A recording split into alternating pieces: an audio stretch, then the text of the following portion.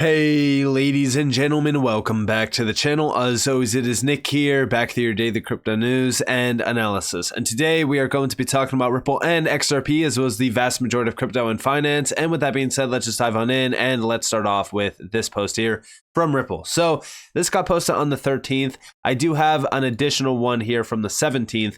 But this first one really kind of welcomes us into the world of CBDCs and stablecoins. So what's the most exciting thing about CBDCs and stablecoins? Innovation. Discover the Ripple CBDC platform and learn why over 90% of central banks are actively exploring. Now, we already know that it's 93% of central banks already. This trend is only going to continue, which I have said many times in the past. We have already started to see it spreading pretty quickly. And in this video, we have James Wallace, which has been the major speaker on this subject. He's actually behind a lot of these CBDC initiatives that Ripple has been taking. But listen closely to what he has to say here in this near 2-minute long video. I often get asked the question, what's the most exciting thing about CBDCs and stablecoins? In one word, innovation. My name is James Wallace and I head up CBDC at Ripple. You might already know that over 90% of central banks around the world are now exploring CBDCs. There are many drivers for CBDC, including the decline of cash, improving payments efficiency, lowering costs, and the desire to innovate the ways in which money is used. Ripple's CBDC platform is your one-stop shop for the creation of digital currency, designed for minting, managing, transacting, and redeeming CBDCs and stablecoins. Here's how it works. First, standard APIs enable seamless integration of the CBDC platform into a central bank's existing systems. This allows the bank to leverage their current infrastructure. Central banks can then mint their CBDC on a private version of the XRP ledger that they control. Digital currencies can then be distributed directly to authorized accounts, either through commercial banks or directly to consumer wallets. Transactions run on a private ledger and are settled in seconds. And this is all done in a regulated and secure environment. The Ripple CBDC platform also permits the secure destruction of currency, giving the bank full control over monetary supply. The results? Lower costs, faster transactions, greater financial inclusion for all, and all done with a minimal carbon footprint. So explore this with us today. We'll work together to build a custom pilot and future-proof your financial infrastructure. So there you guys have it. And now remember, as we look at these CBDC and stablecoin initiatives, there needs to be that all-in-one infrastructure. And that's what I do believe that Ripple is trying to do, especially even with the CBDC platform. Remember, outside of the CBDC platform, you also have custody services with Medico, tokenization services. I mean, everything all under one umbrella. This is what makes Ripple so interesting, because at a time where we are starting to see all of these major initiatives being tapped in, tokenization, custody, payments, liquidity, line of credit, things like that, all of this can be achieved all through Ripple. And I think that that's what they have been building for. I think that that's what they have been expanding for as well, to be that all-in-one solution. And as we look at the world right now, and as we do see central banks already in discussions regarding CBDCs, and we also know that Ripple is already working with about roughly, I think, 5 at this current moment, that is publicly announced. They are in discussions with up to 20 to 30 central banks regarding CBDC initiatives. That's very significant to mention. And it seems as though Ripple is becoming a pioneer within that space. Now, outside of this, here we have a little bit more of an in-depth view on CBDCs and how they are a powerful innovation or innovative tool that can enable simplified payments, credit building opportunities, and much more. Check this out. So how do I boil down years of people trying to fix financial inclusion down into 1 minute? I'm going to try. Hi, my name is James Wallace, and this is Crypto in a Minute. Firstly, what does financial inclusion mean? Financial inclusion means that there are people all around the world, from the US to Africa to Asia, all over, that do not get access to financial services like other people. The reason is twofold. One is they typically have a very low income and they have no arrangement or no relationship already with a financial institution, so they have no credit history. And secondly, that the banks that serve in those countries Those are commercial organizations and they have shareholders that they have to be responsive to. And it's very difficult to make money out of people that have no money, right? It's a bit of a conundrum. However, with CBDCs, we can fix that. CBDCs are very low cost and can allow financial services to be provided on a much, much lower cost basis than you do today. So that will enable people to have simple payment opportunities. It will allow people to build up some credit history and have the ability to borrow some money so they can grow their business. I could go on and on and on about this, but I see that I'm up with my 60 seconds, so let's call it a day.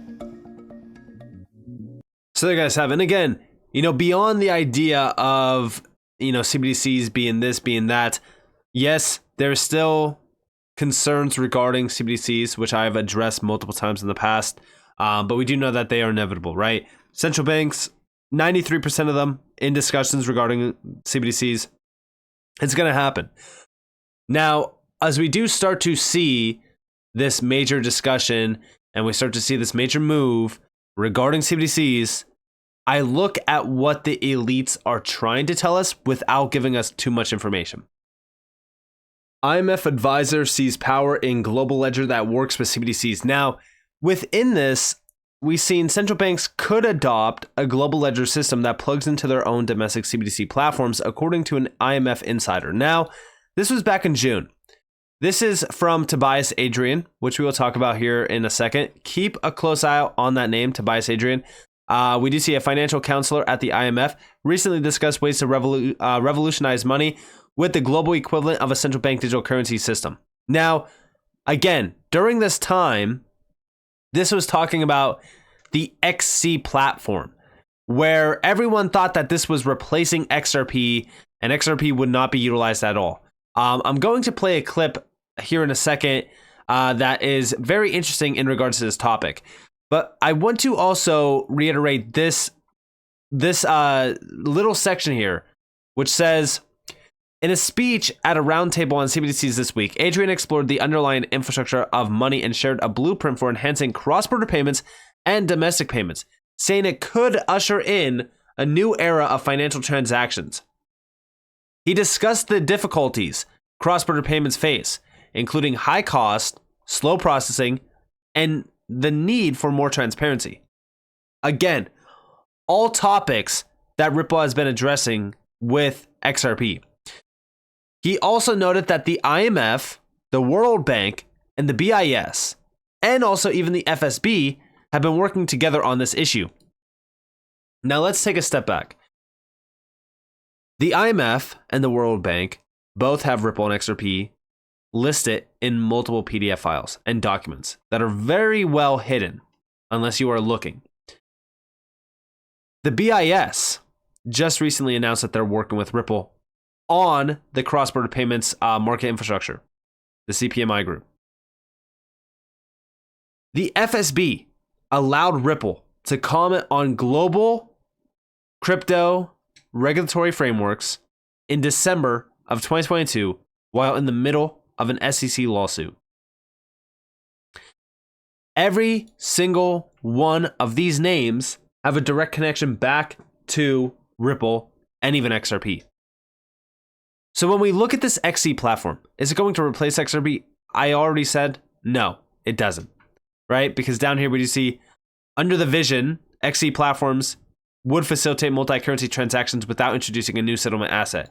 Cryptocurrencies, including XRP, have been pitched as such a middleware cryptocurrency. Let's listen to this clip here. It's 53 seconds long. And listen closely to this. This is Craig DeWitt, who is an original individual at Ripple. With central banks that early on? Yeah, because very early on, the concept was, on a cross-border basis, the issue with a cross-border basis, there's really no supranational organization that can hold that ledger I was talking about, right? Like until all the countries, it's kind of the United States with the dollar, like essentially, but really there's not a supranational organization that can do that.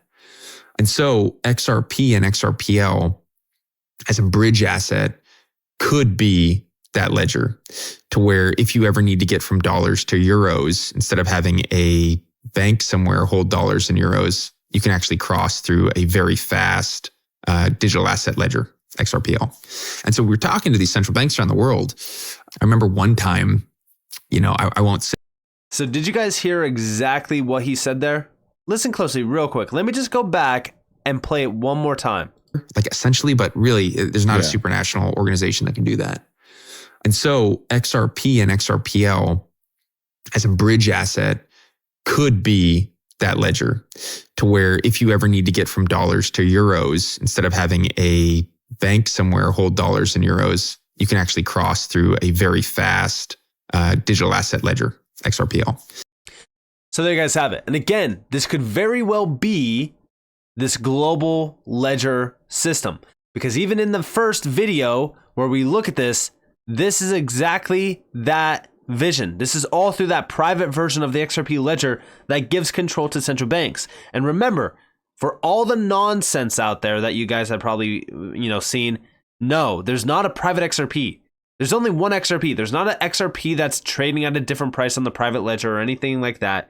There's only one XRP, which means when the private XRP ledger is tapped in and you need a bridge currency and you need to settle things, XRP becomes a crucial key component in that private XRP ledger system. I'm very excited about this. Beyond that, we have from 801_XRP. This is an 11-minute long video. No, I'm not going to play it for you guys. I'm not going to waste your time. But we do see, this is from Adrian Tobias. We do see, show us the money, Tobias Adrian. It's not only the regulations, it's the legal aspects that are extremely important. For example, what tokenization means from a legal perspective is vastly different across countries. Now, this is an individual that is looking at regulations. He's talking about measuring money in the digital age here. He's talking about and addressing cryptocurrencies, tokenization services, and the vast world out there regarding regulations and how we need a global regulatory framework, essentially. What's interesting is back in January of this year, Matthew Lin Y posted this. IMF January 2023. Tobias Adrian, cross-border payments for the 21st century. No direct mention of any projects, but these projects are working directly with central banks and regulators. And here we have the transcript, cross-border payments for the 21st century, where in this, we are seeing things talking about, technology, DLT, sophisticated financial products, tokenization as a service, multi-currencies, things like that. Very interesting. But there's one thing that is very interesting here. The private sector can tokenize their own deposits, but that is never as liquid and as trustworthy as tokenizing central bank reserves. There's a clear role for the public sector relative to what the private sector is doing, but what the private sector is doing is both in philosophy and technology very closely related to what we are proposing. So again, public and private sector collaboration is going to happen. It's crucial. And we already know that Ripple has been tapped in with some of the largest names out there like the BIS. But also, here we have the significant quote of it all. It would upgrade the correspondent banking infrastructure exactly. Major banks would still play an important role, but smaller players would also now be at a level playing field because all banks could have access to the system. And this is what ISO 20022 also does, by the way. It levels the playing field because it means all banks, any size, now need to look at innovative technologies. Once we see one bank, small bank, for an example, leveraging on-demand liquidity, every single bank is going to look at that because it's going to be very disruptive.